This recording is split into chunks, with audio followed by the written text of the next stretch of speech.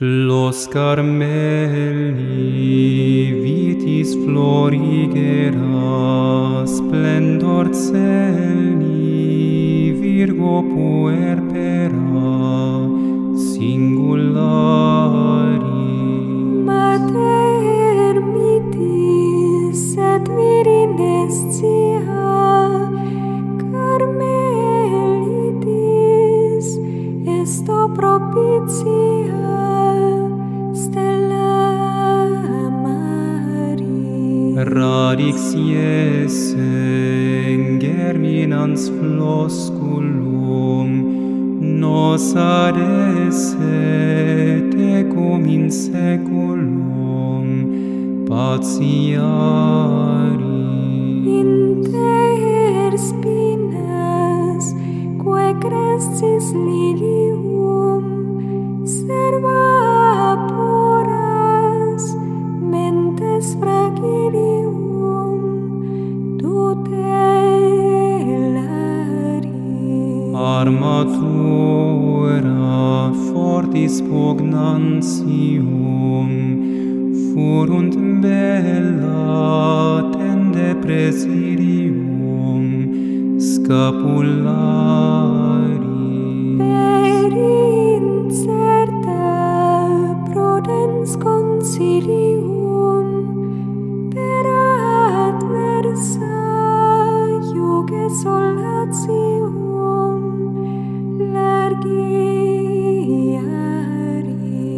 Mater dulcis Carmeli Domina, plebem tuam reple Laetitia, qua beari. Paradisi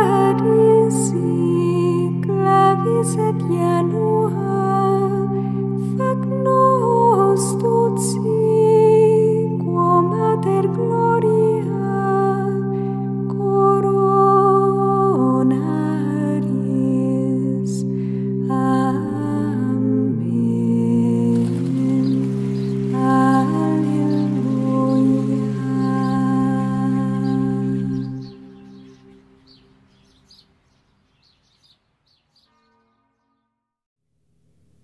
Bíblia de Jerusalém. Nova edição revista e ampliada pela editora Paulus, canal Le Conde. Caros ouvintes, se puderem, adquiram a Bíblia de Jerusalém caso não a tenham. É uma das melhores bíblias que há para estudo, em termos de tradução, de notas de rodapé, etc.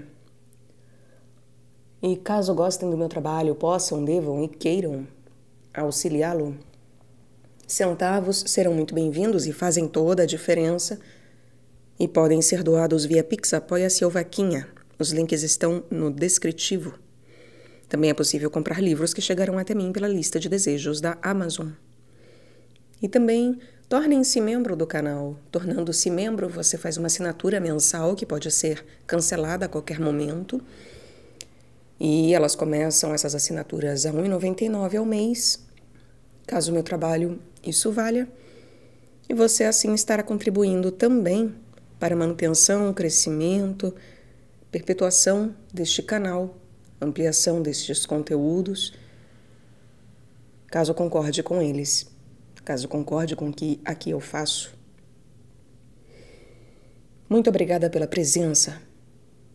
Eu peço também para que, por favor, orem por mim, orem por todos nós, mas roguem e peçam por mim a Deus, por favor. Que Deus vos abençoe, vos guie e vos guarde, meus caros. Deixo dito que o livro de Gênesis, que é o primeiro livro da Bíblia e o primeiro livro do Pentateuco, já está gravado aqui no canal. E agora seguiremos para a introdução do Pentateuco, que são os 5 livros primeiros da Bíblia. Então veremos aí um pouco sobre o estudo e a história destes livros. Pentateuco, Introdução. Nomes, divisões e conteúdos. Os 5 primeiros livros da Bíblia formam um conjunto que os judeus denominam Lei ou Torá. O primeiro testemunho certo dessa denominação encontra-se no prefácio do Eclesiástico, e ele já era de uso corrente no começo de nossa era, por exemplo, no Novo Testamento, em Mateus e Lucas. Bem entendido, o termo lei não se aplica somente à parte legislativa, como mostra tal citação do Novo Testamento em Marcos e Lucas. O desejo de obter cópias manejáveis desse grande conjunto fez com que se dividisse seu texto em 5 rolos de tamanho quase igual. Daí provém o nome que lhe foi dado nos círculos de língua grega, e Pentateucos, subentendido Biblos. O livro em 5 volumes, que foi transcrito em latim como Pentateucos, donde a palavra portuguesa Pentateuco. Por sua vez, os judeus de língua hebraica deram-lhe também o nome de os 5 quintos da lei. Essa divisão em 5 livros é atestada antes de nossa era pela versão grega dos 70. Esta e seu uso se impôs à Igreja, intitulava os volumes segundo seu conteúdo. Gênesis, porque começa pelas origens do mundo. Êxodo, porque começa com a saída do Egito. Levítico, porque contém a lei dos sacerdotes da tribo de Levi. Números, por causa dos recenseamentos dos capítulos 1 a 4, e Deuteronômio, ou a segunda lei, de acordo com uma interpretação grega de Deuteronômio, capítulo 17, versículo 18. Mas em hebraico, os judeus designavam e designam ainda cada livro pela primeira palavra, ou pela primeira palavra importante de seu texto. Bereshit, no princípio, Shemot, eis os nomes, Vaikirá, ou Vaikira, não sei, Yavé chamou, Bemidbar, Yavé falou a Moisés no deserto, e Debarim, eis as palavras. O Gênesis divide-se em 2 partes desiguais. A história primitiva, sendo assim como que o pórtico da história da salvação, da qual a Bíblia inteira vai falar, ela remonta às origens do mundo e estende sua perspectiva à humanidade inteira. Relata a criação do universo e do homem, a queda original e suas consequências, e a perversidade crescente castigada no dilúvio. A partir de Noé, a terra se repovoa, mas listas genealógicas cada vez mais restritas concentram finalmente o interesse em Abraão, pai do povo eleito. A história patriarcal evoca a figura dos grandes antepassados. Abraão, o homem da fé, cuja obediência é recompensada por Deus, que promete a ele uma posteridade e a seus descendentes a terra santa. Jacó, o homem da astúcia, que suplanta seu irmão Esaú, rouba a bênção de seu pai Isaque e vence em esperteza seu tio Labão. Mas de nada lhe serviriam todas essas habilidades se Deus não o tivesse preferido a Esaú desde antes de seu nascimento e não lhe tivesse renovado as promessas da aliança concedidas a Abraão. Entre Abraão e Jacó, Isaque é uma figura bastante apagada, cuja vida é narrada sobretudo em vista da de seu pai ou de seu filho. Os 12 filhos de Jacó são os antepassados das 12 tribos de Israel. A um deles é consagrado todo o final do Gênesis. Os capítulos 37 a 50, menos 38 e 49, são uma biografia de José, o homem da sabedoria. Esta narração, que difere das precedentes, se desenvolve sem intervenção direta de Deus e sem nova revelação, mas toda ela é uma lição. A virtude do sábio é recompensada e a providência divina converte em bem as faltas dos homens. O Gênesis forma um todo completo. É a história dos antepassados. Os 3 livros seguintes formam outro bloco, no qual, dentro do contexto da vida de Moisés, narram-se a formação do povo eleito e o estabelecimento da sua lei social e religiosa. O Êxodo desenvolve 2 temas principais, a libertação do Egito e a aliança no Sinai. Esses temas são interligados pelo tema da caminhada no deserto. Moisés, que recebeu a revelação do nome de Yavé na montanha de Deus, é o condutor dos israelitas libertados da escravidão. Numa teofania impressionante, Deus faz aliança com o povo e lhe dita suas leis. Mal fora concluído, o pacto é violado pela adoração do bezerro de ouro, mas Deus perdoa e renova a aliança. O grande conjunto dos capítulos 25 a 31 e 35 a 40 relata a construção da tenda, lugar de culto na época do deserto. O Levítico, de caráter quase exclusivamente legislativo, interrompe a narração dos acontecimentos. Contém um ritual dos sacrifícios, o cerimonial da investidura dos sacerdotes, aplicado a Arão e a seus filhos, as normas referentes ao puro e ao impuro, que terminam com o ritual do grande dia das expiações, e a lei da santidade, que inclui um calendário litúrgico, e se encerra com bênçãos e maldições. Em forma de apêndice, o capítulo 27 determina as condições do resgate das pessoas, dos animais e dos bens consagrados a Yahvé. Números retoma o tema da caminhada pelo deserto. A partida do Sinai é preparada por um recenseamento do povo e pelas grandes ofertas feitas para a dedicação do tabernáculo. Após a celebração da segunda Páscoa, os israelitas deixam a Montanha Santa e chegam, depois de várias etapas, a Cádiz, de onde fazem uma tentativa frustrada de penetrarem em Canaã pelo sul. Depois da estada em Cádiz, põem-se de novo a caminho e chegam às estepes de Moabe, em frente de Jericó. Vencidos os madianitas, as tribos de Gade e Ruben se estabelecem na Transjordânia. Uma lista resume as etapas do Êxodo. Em torno dessas narrações são agrupadas prescrições que completam a legislação do Sinai ou que preparam o estabelecimento em Canaã. O Deuteronômio tem estrutura particular. É código de leis civis e religiosas enquadrado num grande discurso de Moisés. Este conjunto, por sua vez, é precedido do primeiro discurso de Moisés e seguido do terceiro discurso, e também de trechos referentes ao fim de Moisés, missão de Josué, cântico e bênçãos de Moisés e sua morte. O Código Deuteronômico retoma em parte as leis promulgadas no deserto. Os discursos recordam os grandes acontecimentos do Êxodo, do Sinai e da conquista que começava. Salientam seu sentido religioso, sublinham o alcance da lei e exortam a fidelidade. Composição literária. A composição desta vasta coletânea era atribuída a Moisés, pelo menos desde o começo da nossa era, e Cristo e os apóstolos conformaram-se com essa opinião. Mas as tradições mais antigas jamais haviam afirmado explicitamente que Moisés fosse o redator de todo o Pentateuco. Quando o próprio Pentateuco diz, o que é muito raro, que Moisés escreveu, aplica essa fórmula a alguma passagem particular. Efetivamente, o estudo moderno desses livros apontou diferenças de estilo, repetições numerosas, sobretudo nas leis, e desordens nos relatos que impedem de ver no Pentateuco uma obra que tenha saído toda da mão de um só autor. Depois de longas hesitações, no fim do século XIX, uma teoria conseguiu impor-se aos críticos, sobretudo por influência dos trabalhos de Graff e de Wellhausen.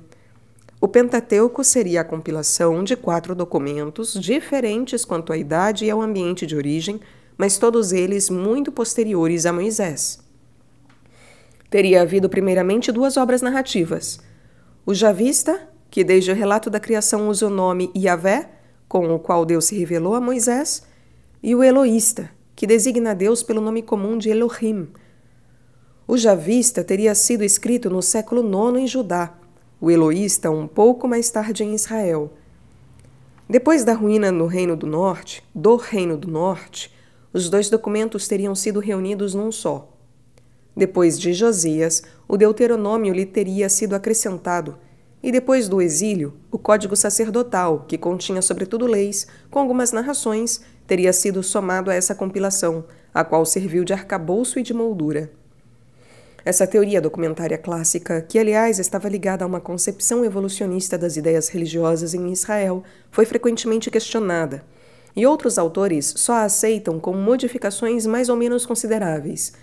Ela podia ser até rejeitada em bloco por diferentes razões, a ligação com a tradição antiga, judaica ou cristã, desempenhando talvez um papel particularmente importante. Não se deve esquecer que a teoria documentária é apenas uma hipótese elaborada para tentar explicar certo número de fatos literários. Seria fácil, é o que se faz habitualmente hoje, argumentar a partir do fato que jamais houve verdadeiro consenso quanto à repartição precisa dos textos entre os diferentes documentos propostos. Ora, Se as conclusões da hipótese documentária podiam ser consideradas frágeis há 20 anos, elas parecem ter sido depois expulsas, embora o panorama das certezas sobre a composição literária do Pentateuco pareça aflitivo. A nova crítica é questionamento sistemático das conclusões às quais conduzia o lento trabalho de gerações de biblistas há vários séculos. Há 20 anos, as diferenças de um autor para o outro podiam ser significativas, até mesmo consideráveis, mas a hipótese de conjunto era a mesma. Hoje não existe mais uma hipótese geral comumente admitida. Propõem-se antes diferentes modelos para tentar explicar a gênese do Pentateuco. Assiste-se mesmo à rejeição pura e simples de todo o trabalho da crítica, julgado inadequado ou inoperante para a compreensão dos textos, até mesmo contrário a uma aproximação que os considere como escritura. Todavia, mesmo que não tenhamos certezas na questão, ainda que ignoremos o que se mantém finalmente de tantas pesquisas, indo um pouco em todos os sentidos, e de posições que se excluem mutuamente, certo número de indicações de base pode ajudar o leitor a melhor compreender o que ele lê. É por isso que as propomos aqui, mesmo que estejamos conscientes dos limites daquilo que propomos. É preciso começar não por uma declaração de impotência, mas pelo reconhecimento do caráter limitado de nossos conhecimentos em relação com os textos e com o meio de origem que os explica. Hoje em dia, muitos dirão que toda a questão relativa às origens é um desvio, ou até uma perda de tempo inútil. Pode-se ler um texto sem colocar a questão de saber quem o escreveu, ou quais eram as circunstâncias ou razões que deram nascimento a esta obra literária, grande ou pequena. Mas são questões legítimas. Elas surgem espontaneamente no leitor. O que fazer quando questões bem colocadas permanecem sem resposta, ou quando as respostas são contraditórias? Uma boa dose de humildade é requerida para reconhecer que nossas questões não têm uma resposta simples. Os textos do Pentateuco têm sua origem num passado que só conhecemos de maneira limitada. Certamente a contribuição de ciências como a história, a arqueologia ou a linguística comparada é considerada. Tal contribuição nos ajuda a considerar os textos sob nova luz. Mas dir-se-ia que, frequentemente, o pouco de luz que nossas pesquisas trazem aos textos dá lugar a novas questões. Numerosas são as que surgem no próprio momento em que se desejaria responder às que tinham sido propostas no ponto de partida. Mas não nos encontramos em total obscuridade. O conhecimento de literaturas de outros povos do Oriente Próximo Antigo, nos ajuda a reconhecer ao mesmo tempo a amplitude das tradições literárias e o caráter relativamente recente do meio cultural que deu nascimento aos textos bíblicos. Por outro lado, uma boa proporção destes textos não tem origem simples. Frequentemente, a formulação que chega até nós é o resultado de longo processo, que só podemos descobrir imperfeitamente e em grandes traços. Daí não se poderia afirmar que esses textos sejam obra de autor determinado, ainda que anônimo, e que sua composição se situaria num momento determinado da história, momento que poderíamos determinar sem ambiguidade. Deve-se mesmo reconhecer que, o mais frequentemente, duas grandes etapas se abrem, explicando as origens e o desenvolvimento dos textos até a fixação definitiva, aquela que conhecemos mediante nossa Bíblia. Nas origens e durante um período, por vezes bastante longo, a fixação é oral e apenas pouco a pouco que se passa para a fixação por escrito. Isso é ao menos o que se julga, segundo o que conhecemos da história literária dos povos do Oriente Próximo Antigo, embora se conheçam igualmente casos de criação literária pura e simples que não se devem minimizar. Há, portanto, uma história literária, mas é aí talvez que se encontra o problema mais considerável.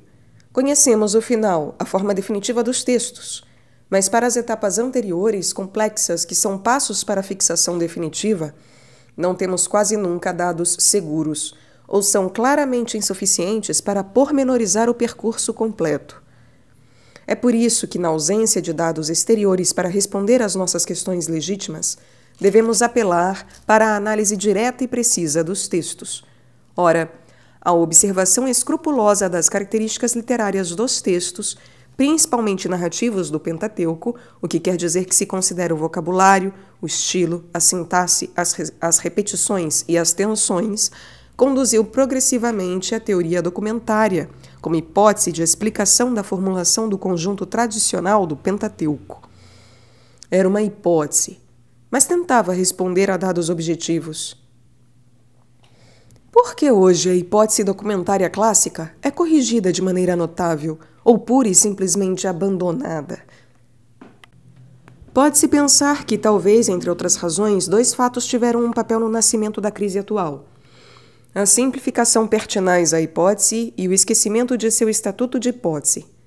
A simplificação, que se manifesta principalmente em obras destinadas a um público não especializado, é inegável quando se tenta fazer das fontes, ou de certas entre elas, a obra de um só autor de época determinada, de preferência muito antiga, e quando se desconhece ou se esquece a parte das redações sucessivas e uma contribuição por vezes considerável de acréscimos diversos. No momento em que a hipótese documentária se constituiu, falava-se preferentemente, de obras de escolas que tinham conhecido diversas edições sucessivas, em que cada uma, excetuando-se a primeira, era a revisão e a amplificação daquela que a havia precedido. Por outro lado, a unificação redacional dos diferentes documentos teria contribuído muito para a formulação definitiva do texto. Isso nos diz o quanto o fenômeno é complexo, sobretudo se se leva em conta o fato de que, falando normalmente, uma tradição oral teria precedido a composição escrita dos textos, conforme já foi dito. A crise atual, de um lado, ajuda a perceber melhor que a hipótese documentária é precisamente uma hipótese.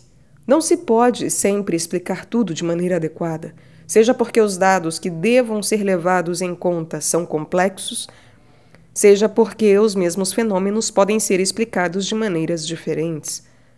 Daí a possibilidade de diferentes modelos explicativos. Por outro lado, a situação cultural que vivemos tem também ela consequências ou incidências sobre nossos métodos, sobretudo pelo fato de que certas questões, por exemplo, a da origem dos textos, julgadas essenciais para nossos predecessores, perdem sua importância ou são até consideradas como não pertinentes. É assim que, em nosso tempo, se dirá frequentemente que é preciso compreender o texto tal qual se apresenta, sem tentar descascá-lo segundo características literárias que deveriam ser explicadas pela origem diferente dos textos. Pode-se prescindir da descoberta de uma hipótese documentária? Pode-se prescindir de descobertas de uma hipótese documentária e de início da questão da origem dos textos?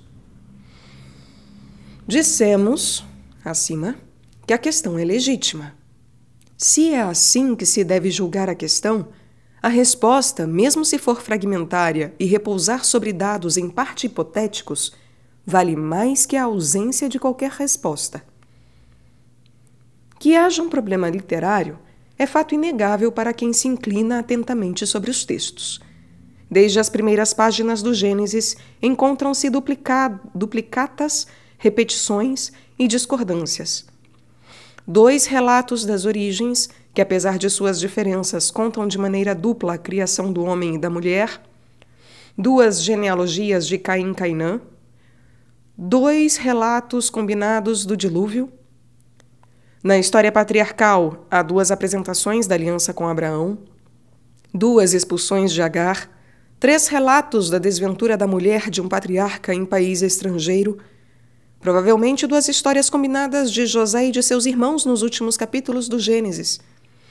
Em seguida, há 2 relatos da vocação de Moisés, 2 milagres da água em Meriba, 2 textos do Decálogo, 4 calendários litúrgicos.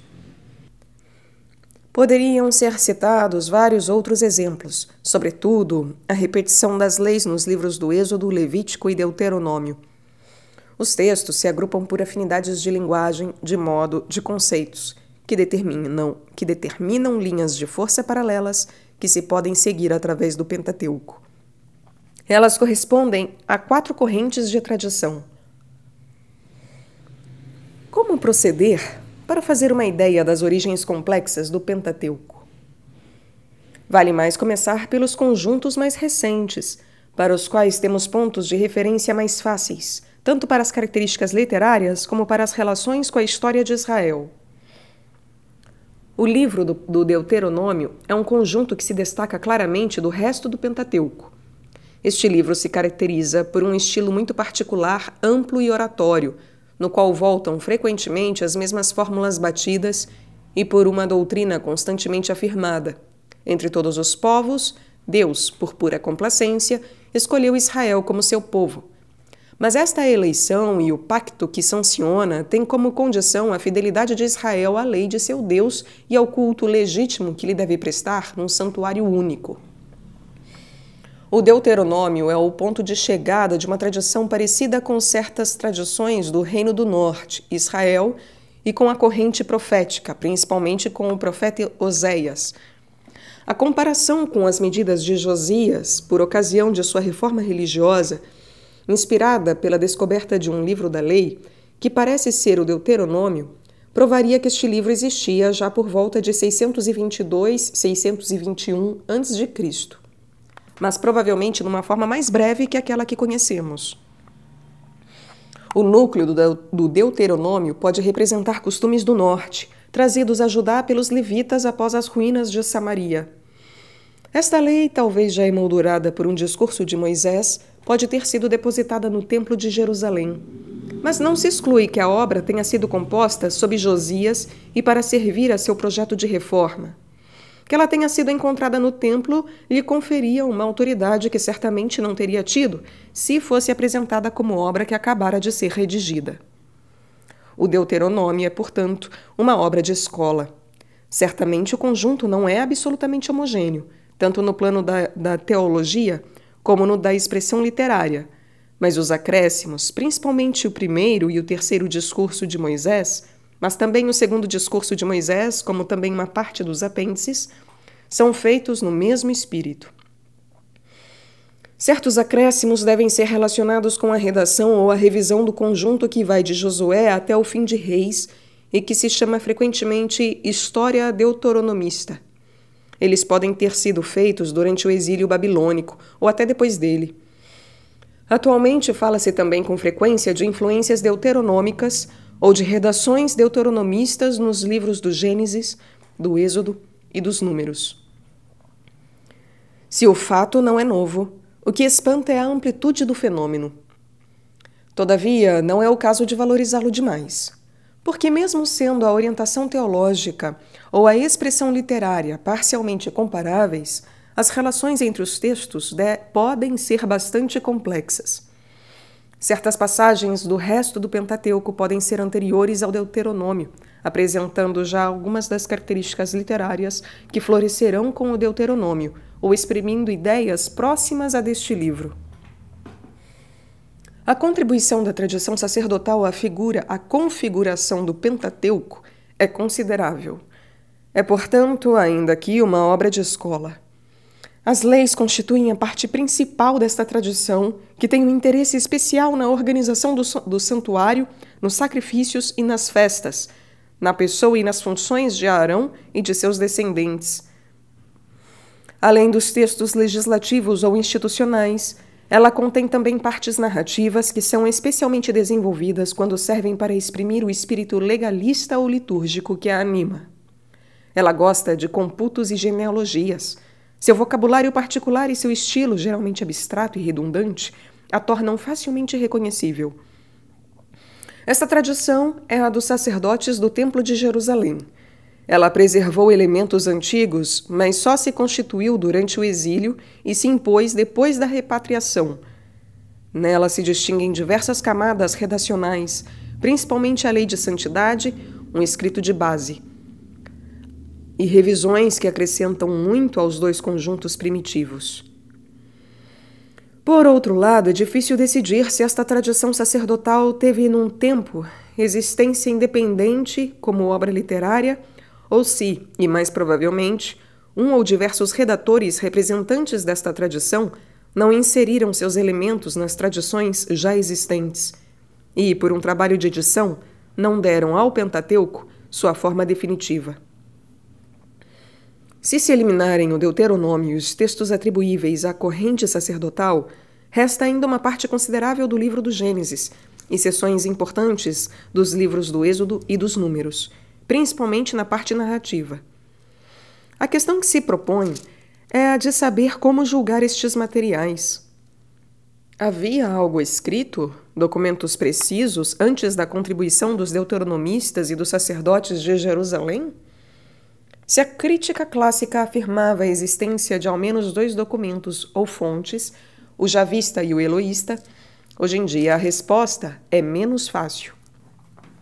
A despeito da tendência cada vez mais afirmada da exegese recente, deve-se afirmar que a fixação por escrito das tradições do Pentateuco começou antes do Deuteronômio, mesmo se muito provavelmente ela não for tão antiga quanto se desejava e se for difícil determinar a configuração precisa de documentos autônomos.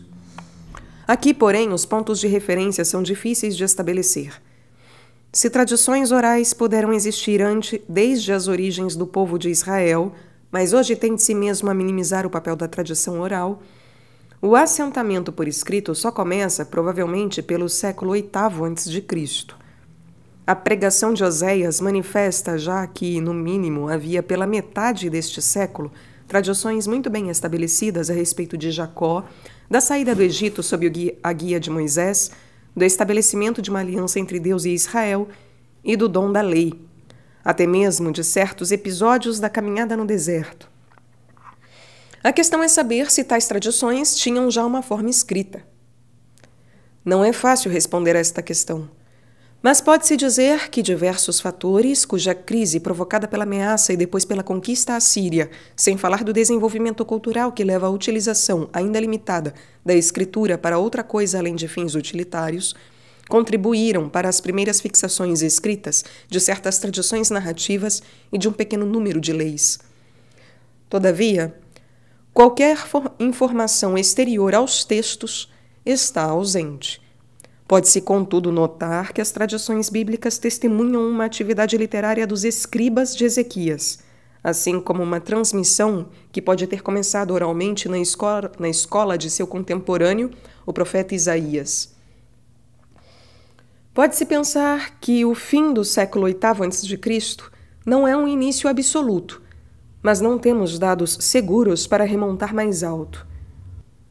De maneira hipotética, pode-se sugerir que o período de paz e de prosperidade dos reinos de Jeroboão II em Israel e o de Osias em Judá pode ter sido já o momento das primeiras fixações literárias das tradições de Israel e de Judá sobre o seu passado. Isto seria dizer que houve no início tradições próprias a cada um dos 2 reinos. As tradições do norte são eloístas e as do sul javistas. Elas utilizam respectivamente os nomes divinos Elohim e Yahvé. Mas estes 2 conjuntos de tradições, dos quais uma fixação escrita antes da queda de Samaria em 722-721 a.C. é provável, confluíram para Jerusalém e é lá que o processo de sua fixação prosseguiu. Tem-se eventualmente unificado pouco os 2 conjuntos de tradições, mas respeitando suas características próprias. É por isso que temos relatos e até certas prescrições legais em duplicata. É por isso também que as perspectivas são diferentes. Se a crítica clássica aí distinguia normalmente 2 fontes, javista e eloísta, hoje deve-se falar, preferentemente, de tradições.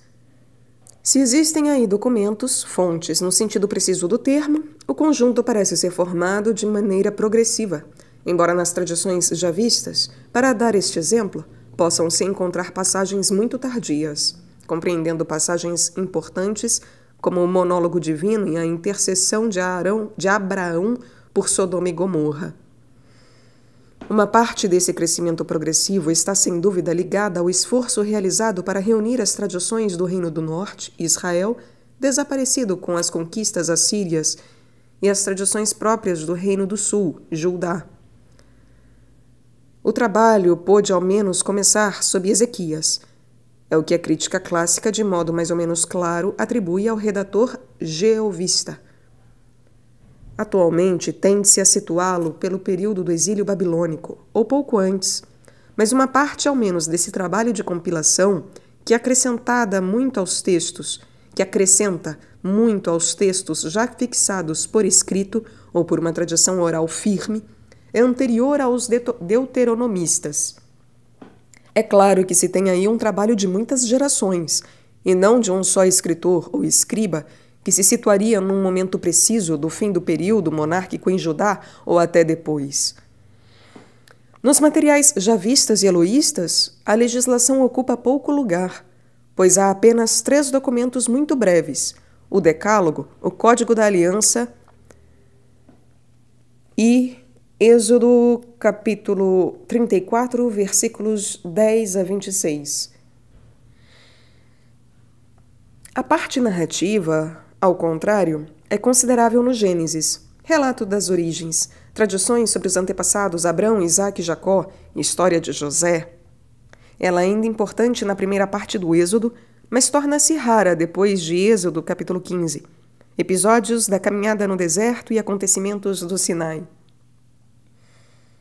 As tradições javistas têm uma origem judaíta. A composição pode ser tardia no caso de certos relatos, mas um fundo, talvez até um verdadeiro documento de certa consideração, pode ter aparecido pelo meio do século VIII. O estilo dessas tradições é vivo e colorido. Sob forma imagística e com real talento da narração, elas dão resposta profunda às graves questões que se propõem a todo homem, e as expressões humanas de que elas se servem testemunham um sentido muito elevado do divino. Como prólogo da história dos antepassados de Israel, encontra-se aí a história das origens da humanidade a partir de um primeiro casal.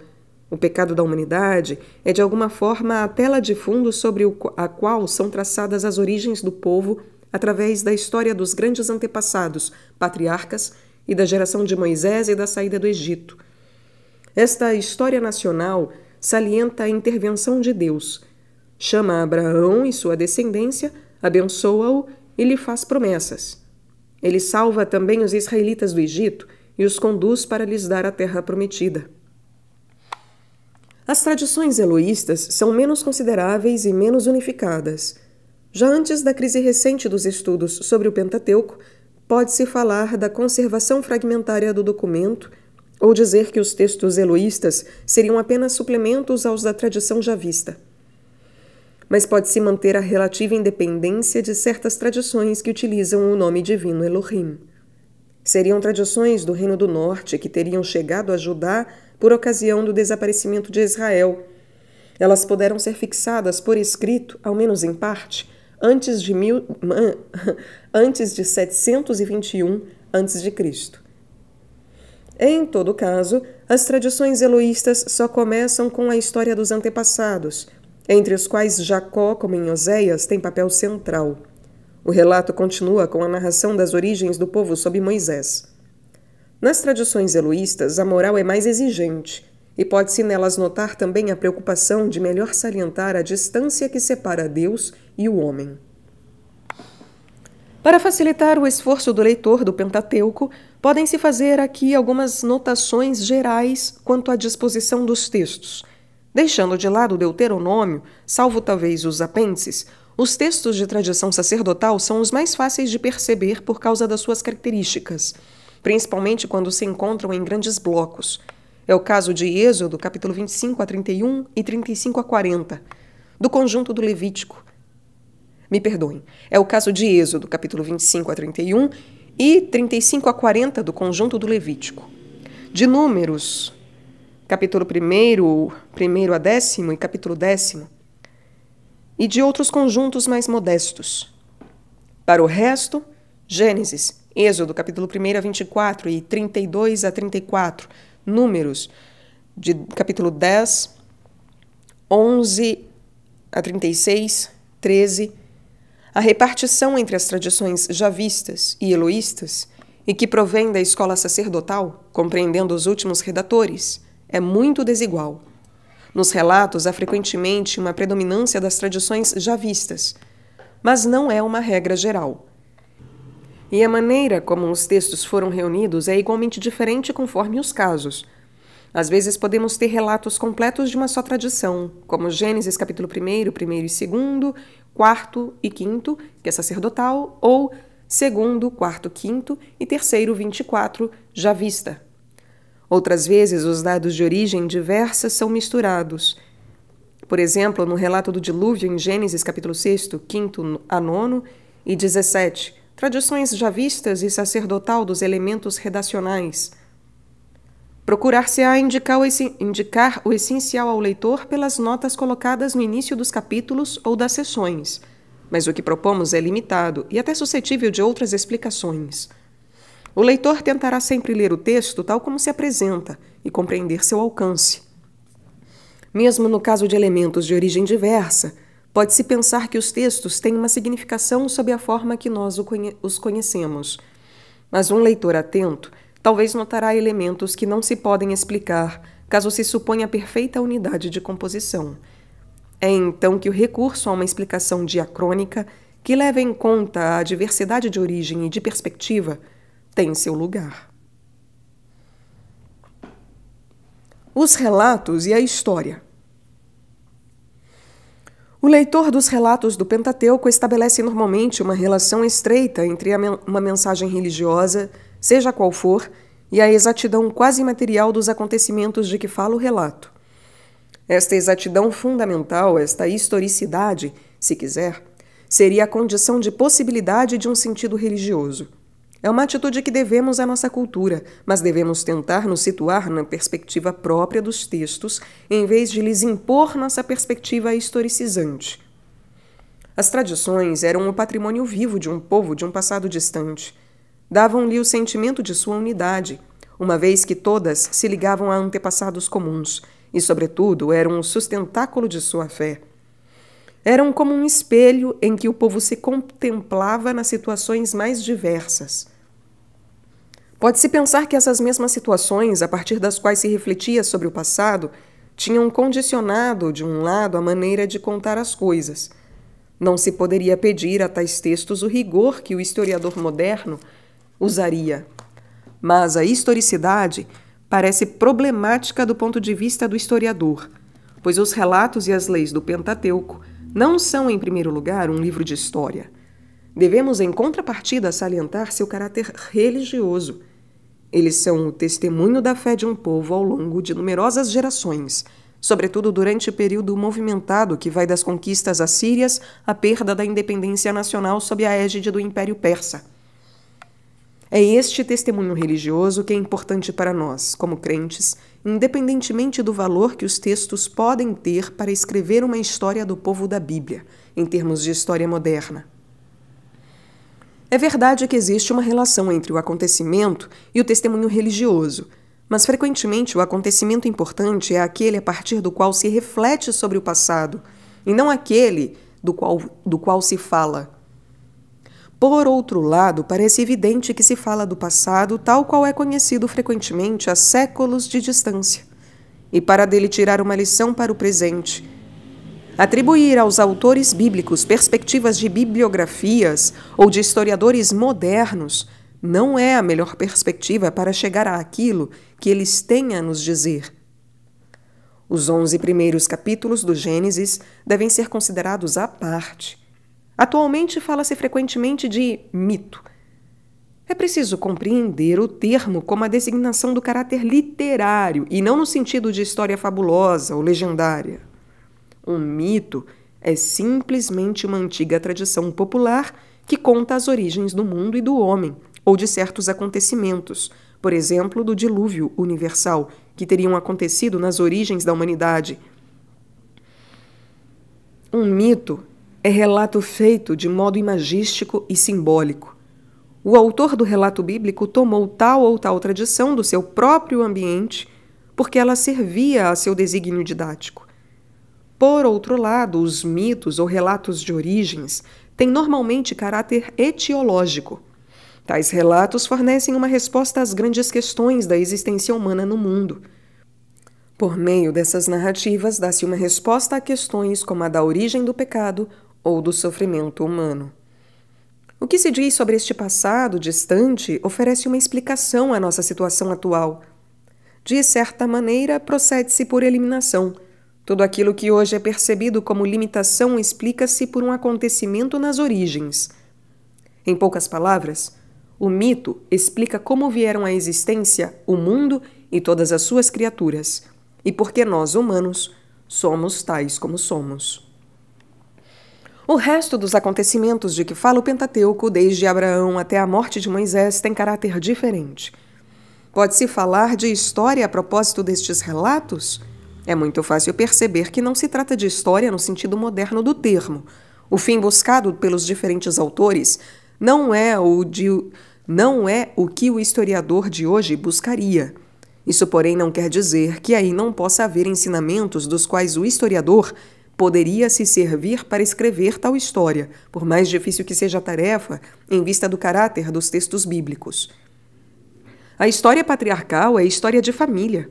As lembranças que se guardavam séculos mais tarde a respeito dos antepassados, Abraão, Isaque, Jacó e José, é história popular.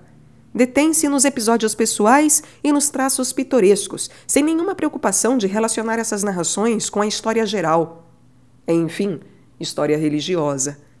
Todos os momentos decisivos são marcados por uma intervenção divina, e neles tudo aparece como providencial. Concepção teológica verdadeira do ponto de vista superior, mas que deixa na sombra a ação das causas segundas. Além disso, os fatos são introduzidos, explicados e agrupados, a fim de demonstrar uma tese religiosa. Perdoe-me. Há um Deus que formou um povo e lhe deu um país. Este Deus é Yahvé. Este povo é Israel. Este país é a Terra Santa. Contudo, tais relatos podem dar uma imagem fiel, embora simplificada, da origem e das migrações dos antepassados de Israel, de seus vínculos geográficos e étnicos, de seu comportamento moral e religioso. Porém, apesar da contribuição sempre crescente das descobertas da história e da arqueologia orientais, não estejamos em posição de verificar a fundamentação de cada pormenor ou de situar com precisão os patriarcas na história geral. Depois de uma lacuna, o Êxodo e os Números, que têm seu eco no Deuteronômio, e um complemento no fim do mesmo livro, referem os acontecimentos que vão do nascimento à morte de Moisés, a saída do Egito, a permanência no Sinai, a subida até Cádiz, a caminhada através da Transjordânia e a instalação nas estepes de Moabe.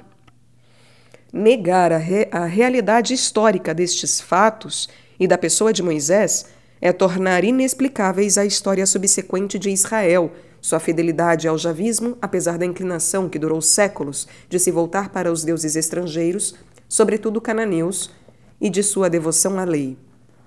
É preciso reconhecer, contudo, que a importância dessas recordações para a vida do povo e o eco que elas tinham nos ritos deram aos relatos a cor de uma gesta heróica, por exemplo, a passagem do mar, e por vezes de uma liturgia, como a Páscoa. Israel, que se tornou povo, fez então sua entrada na história geral. E embora nenhum documento antigo o mencione ainda, salvo uma alusão obscura na estela de Faraó Merneptah, o que a Bíblia diz dele concorda em linhas gerais com o que os textos e a arqueologia nos informam sobre a descida dos grupos semíticos para o Egito, sobre a administração egípcia do Delta e a situação política da Transjordânia. A tarefa do historiador atual é confrontar esses dados da Bíblia com os fatos conhecidos da história geral. Ela não é fácil e impõe reservas que provêm tanto da insuficiência de dados bíblicos quanto da incerteza da cronologia extra-bíblica. É por isso que há diversas hipóteses sobre a época dos patriarcas, ou sobre a data provável do êxodo dos israelitas para fora do Egito, sob a guia de Moisés. Infelizmente, não podemos confiar nas indicações cronológicas de 1 Reis, capítulo 6, versículo 1, e Juízes, capítulo 11, 26. Para alguns, a indicação decisiva encontrar-se-ia em Êxodo, capítulo 1, 11. Os hebreus no Egito teriam trabalhado na construção das cidades-armazéns de Pitom e de Ramsés. O êxodo seria posterior à ascensão de Ramsés II, que fundou a cidade de Ramsés. Os grandes trabalhos começaram aí desde o início de seu reino, e é provável que a saída do Egito, do grupo de Moisés tenha ocorrido na primeira metade ou pelo meio deste longo reino, 1290-1224. Digamos por volta de 1250 a.C., ou pouco antes. Se levarmos em conta a tradição bíblica sobre uma estada no deserto durante uma geração, a instalação na Transjordânia colocar-se-ia nas cercanias de 1225 a.C. Estas datas são conformes aos ensinamentos da história geral sobre a residência dos faraós da 19ª dinastia do delta do Nilo, sobre o enfraquecimento do controle egípcio na Síria-Palestina pelo fim do reinado de Ramsés II e sobre as perturbações que abalaram todo o Oriente Próximo no fim do século XIII. Elas concordam com as indicações da arqueologia sobre o início da Idade do Ferro, que coincide com o estabelecimento dos israelitas em Canaã. A legislação. Na Bíblia judaica, o Pentateuco é chamado a lei, a Torá, ou Torá. De fato, recolhe o conjunto das prescrições que regulavam a vida moral, social e religiosa do povo. Para nossos olhos modernos, o traço mais notável dessa legislação é seu caráter religioso. Esse aspecto encontra-se também em certos códigos do Oriente Antigo, mas nunca acompanhado de tanta compenetração do sagrado e do profano. Em Israel, a lei é ditada por Deus, regula seus deveres para com Deus e motiva suas prescrições com considerações religiosas. Isso parece óbvio no caso das normas morais do Decálogo ou das leis cultuais do Levítico, mas é muito mais significativo que numa mesma coleção se misturem leis civis e penais com preceitos religiosos e que o conjunto seja apresentado como a Carta da Aliança com Yahvé. Por uma consequência natural, o enunciado dessas leis é vinculado às narrações dos acontecimentos no deserto, onde essa aliança foi concluída. Já que as leis são feitas para serem aplicadas, era preciso adaptá-las às condições variáveis de cada ambiente e época. Isso explica que se encontrem nos conjuntos que vamos examinar, junto com elementos antigos, fórmulas ou disposições que testemunham preocupações novas. Por outro lado, nesta matéria, Israel foi necessariamente tributário de seus vizinhos. Certas disposições do Código da Aliança ou do Deuteronômio se reencontram com estranha semelhança nos códigos da Mesopotâmia, na coleção das leis assírias ou no Código hitita. Não houve dependência alguma direta. Esses contatos se explicam pela irradiação das legislações estrangeiras ou por um direito consuetudinário que se tornou em parte o bem comum do Antigo Oriente Próximo. Além disso, logo após o Êxodo, a influência cananeia se fez sentir fortemente na expressão das leis e nas formas do culto. O Decálogo, as palavras ou 10 palavras, é por excelência o livro da aliança, o que põe em relevo a tradição das tábuas de pedra. Ele é a lei fundamental, moral e religiosa da aliança de Yahvé com Israel. Ele é dado 2 vezes, com variantes por vezes notáveis que traem retoques mais recentes. Estas 2 versões poderiam remontar a uma forma mais curta, que era apenas uma série de proibições. Se em princípio nada se opõe à origem mosaica do Decálogo, não podemos, na verdade, prová-la. O Código da Aliança, mais estritamente Êxodo capítulo 20, 22, 23, 19, faz parte das tradições eloístas e foi inserido entre o fim do Decálogo e a conclusão da Aliança. Este conjunto de leis responde a uma situação posterior à época de Moisés. É o direito de uma sociedade de pastores e de camponeses. E o interesse que demonstra pelos animais de carga, pelos trabalhos nos campos e na vinha, pelas casas, leva a crer que a sedentarização já é fato consumado. É somente nessa época que Israel pôde conhecer e praticar o direito consuetudinário no qual este código se inspira, e que explica seus paralelos precisos com os códigos da Mesopotâmia. Mas o Código da Aliança é penetrado pelo espírito do javismo, muitas vezes em reação contra a civilização de Canaã. Reúne, sem plano sistemático, coleções de preceitos que se distinguem por seu objeto e por sua formulação, ora casuística ou condicional, ora apodítica ou imperativa. A coleção teve de início existência independente e poderia, nesse caso, refletir um período relativamente antigo na história de Israel.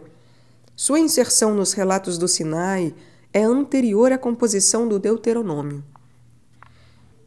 O Código Deuteronômico forma a parte central do livro do Deuteronômio, cujas características e história literária descrevemos acima. Retoma uma parte das leis do Código da Aliança, mas adapta-as às mudanças da vida econômica e social. Assim, com referência ao perdão das dívidas e ao Estatuto dos Escravos, compare-se Deuteronômio capítulo 15, 1 a 11, com Êxodo, capítulo 23, 10º e 11º, e Deuteronômio, capítulo 15, 12 a 18, com Êxodo, capítulo 21, 2º a 11º. Mas desde seu primeiro preceito, ele se opõe ao Código da Aliança num ponto importante. Este havia legitimado a multiplicidade dos santuários, ao passo que o Deuteronômio impõe a lei da unidade do lugar de culto, e essa centralização acarreta modificações nas regras antigas sobre os sacrifícios, o dízimo e as festas. O Código Deuteronômico contém também prescrições alheias ao Código da Aliança e por vezes arcaicas que provêm de fontes desconhecidas. O que permanece como sua característica e que marca a mudança dos tempos é a preocupação de proteger os pobres, a lembrança constante dos direitos de Deus sobre a terra e sobre seu povo e o tom exortativo que penetra essas prescrições legais. O Levítico, embora só tenha recebido sua forma definitiva depois do exílio, contém elementos bem antigos, como as proibições alimentares, as regras de pureza. O cerimonial tardio do grande dia da expiação sobrepõe uma concepção muito elaborada do pecado a um antigo rito de purificação. Os capítulos 17 a 26 formam um conjunto chamado Lei de Santidade, que inicialmente era separado do Pentateuco. Essa lei reúne elementos diversos, alguns dos quais podem remontar até a época nômade, como o capítulo 18. Outros são ainda pré-exílicos e outros mais recentes. Uma primeira coleção se formou em Jerusalém pouco antes do exílio, coleção esta que Ezequiel pode ter conhecido, com muitos contatos de linguagem e de conteúdo com a lei de santidade. Mas esta só foi editada no decurso do exílio, antes de ser inserida no Pentateuco pelos redatores sacerdotais que a adaptaram ao resto do material que reuniram. Sentido religioso. A religião do Antigo Testamento, como a do Novo, é religião histórica. Funda-se na revelação que Deus fez a determinados homens, em determinados lugares e circunstâncias, e nas intervenções de Deus em determinados momentos da evolução humana. O Pentateuco, que reproduz a história dessas relações de Deus com o mundo, é o fundamento da religião judaica e tornou-se seu livro canônico por excelência, sua lei. Nele encontrava o israelita a explicação do seu destino. Não apenas tem no começo do Gênesis a resposta às interrogações que todo homem se faz sobre o mundo e a vida, sobre o sofrimento e a morte, mas encontra também resposta para seu problema particular. Por que Yahvé, o único, é o Deus de Israel? Por que Israel é seu povo entre todas as nações da terra? É porque Israel recebeu a promessa. O Pentateuco é o livro das promessas. A Adão e Eva, após a queda, o anúncio da salvação longínqua, o proto-evangelho. A Noé, depois do dilúvio, a certeza de uma nova ordem do mundo. E a Abraão, principalmente. A promessa que lhe é feita é renovada a Isaque e a Jacó, e se estende a todo o povo deles nascido. Essa promessa se refere imediatamente à posse do país em que viveram os patriarcas, a terra prometida, mas implica outras coisas mais. Significa que existem entre Israel e o Deus dos pais relações especiais, únicas. Pois Yahvé chamou Abraão, e nessa vocação já se prefigurava a eleição de Israel. Foi Yahvé que fez dele um povo, e deste povo seu povo, por uma eleição gratuita, por um desígnio amoroso concebido desde a criação e continuado através de todas as infidelidades dos homens. Essa promessa e essa eleição são garantidas por uma aliança.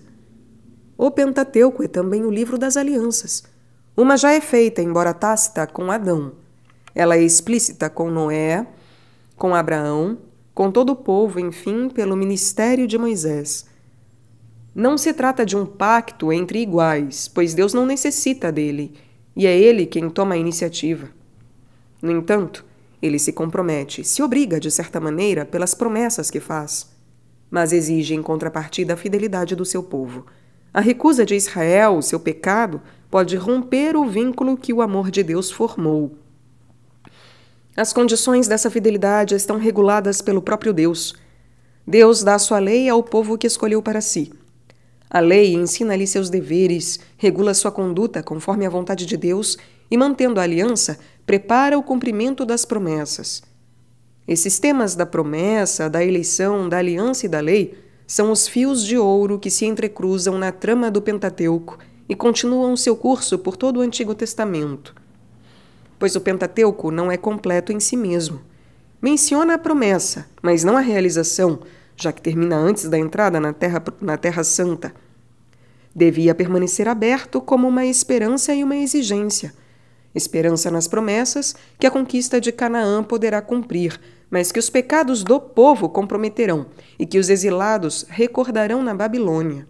Exigência de uma lei sempre premente, que permanecia como que uma testemunha contra Israel. Essa situação continuou até Cristo, que é o termo para o qual tendia obscuramente a história da salvação e que lhe dá todo o seu sentido.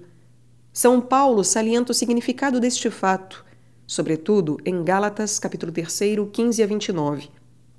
Cristo concluiu a nova aliança, prefigurada pelos pactos antigos, e nela faz entrar os cristãos, herdeiros de Abraão pela fé. Quanto à lei, ela foi dada para guardar as promessas, como um pedagogo que conduz a Cristo, em quem essas promessas se realizam. O cristão não está mais sob o pedagogo, é libertado das observâncias da lei, mas não de seu ensinamento moral e religioso, pois Cristo não veio abrogar a lei, e sim levá-la à perfeição. O Novo Testamento não se opõe ao Antigo, prolonga-o. Não só a Igreja reconheceu nos grandes eventos da época patriarcal e mosaica, nas festas e ritos do deserto, sacrifício de Isaac, passagem do Mar Vermelho, Páscoa, etc., as realidades da nova lei, sacrifício de Cristo, batismo, Páscoa cristã, como também a fé cristã exige a mesma atitude fundamental que os relatos e os preceitos do Pentateuco prescreviam aos israelitas. Mais ainda, em seu itinerário para Deus, toda alma atravessa as mesmas etapas de desapego, provação e purificação pelas quais passou o povo eleito, e encontra sua instrução nas lições que foram dadas a este. Uma leitura cristã do Pentateuco deve seguir, antes de tudo, a ordem dos relatos. O Gênesis, depois de haver oposto as bondades de Deus Criador às infidelidades do homem pecador, mostra nos patriarcas a recompensação concedida à fé. O Êxodo é o esboço da nossa redenção. Números representa o tempo de provação em que Deus instrui e castiga seus filhos, preparando a congregação dos eleitos. O Levítico poderá ser lido com mais proveito em conexão com os últimos capítulos de Ezequiel ou depois dos livros de Esdras e Neemias. O sacrifício único de Cristo tornou caduco o cerimonial do antigo templo, mas suas exigências de pureza e de santidade no serviço de Deus continuam sendo uma lição sempre válida. e a leitura do Deuteronômio acompanhará bem a de Jeremias, o profeta de quem ele está mais próximo pelo tempo e pelo Espírito.